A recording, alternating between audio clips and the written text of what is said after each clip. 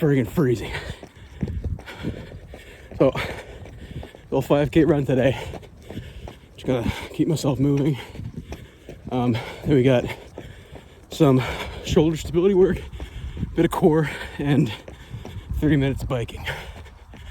So, really regretting not wearing mittens and a hat right now. I thought it was warmer than it actually is, but this wind chill sucks. But we're gonna pound this out, and we'll go over what I'm doing at the gym a little more specifically in the truck after this. You're like 2 kilometers in. Completely lost feeling in my ears. Most of my face is numb. Just asking for a cold right now. Started to sweat a bit, so I don't want to stop moving. I get the warm truck. Otherwise, I'm gonna be in rough shape. But it feels good. I haven't stopped yet, which is good. Feels nice to be outside running though, but I need to be a bit smarter with the way I dress, and maybe just picking warmer days. But I don't know. I hate the treadmill.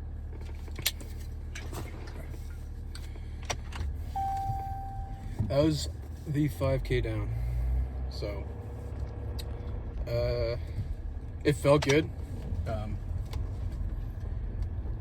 I stopped a couple times, honestly, not because I was fatigued, but more just because my ears were freezing and it hurt really bad. Yeah, I need a hat. Hands actually were okay, but yeah, toque next time for sure.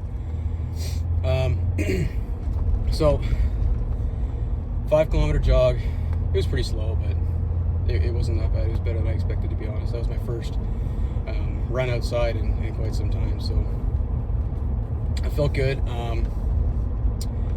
Headed to the gym now. I'm gonna down this protein shake before I get there, and maybe like a quarter of a scoop of pre-workout just to give me a little bump. But energy actually feels pretty good. I'm loaded up with carbs, so I'm gonna do a few core exercises, mostly just like static holds. I might do some like hanging knee raises as well. And then I'm gonna do a few shoulder stability exercises, mostly band work. And then I'm gonna bike for 30 minutes. Now, a couple things I've learned over the last couple days, just reading podcasts and talking to some friends who have done these races. First of all, I've heard brick training is a joke, so don't do that. That's referring to getting in the mindset that you need to know how to get off a bike and then run.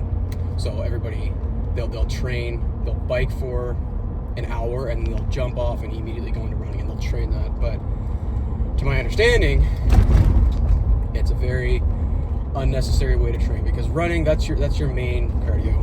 And the way I guess you should look at it is the Ironman is basically just a marathon with a really long warm-up. So when you're running, when you're training for your marathon, you want to be in the best shape, right?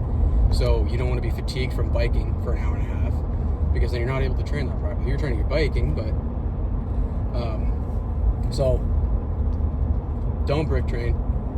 You can do it a few times leading up to it, to my understanding, like get used to getting off the bike and then running. But I guess the biggest thing is, or the most common mistake is, people get off the bike and they're so used to moving at that pace, they get off the bike and they just start sprinting, and it wears them out immediately. So the biggest thing is to get off the bike and even walk for a minute or two, just to kind of reset yourself and repace yourself, and then get into your running pace that you know you have set already. So I'm going to try to avoid this quote-unquote brick training as much as I can. I am sort of doing that today, but it's more of a, it was a 5 kilometer run, and I'm just gonna bike to kind of cool down and just keep my legs moving. I've done at least 3 kilometers every day this week so far. A few longer runs. These are all on the treadmill, but I've yet to have any soreness that would inhibit me from running the next day, which is good. That's what I want. I don't want to ever push myself to a point where I'm not healing faster than I'm, tearing my body apart. So that's a good pace for me, and I'll continue that. I'm going to slowly increase my distance.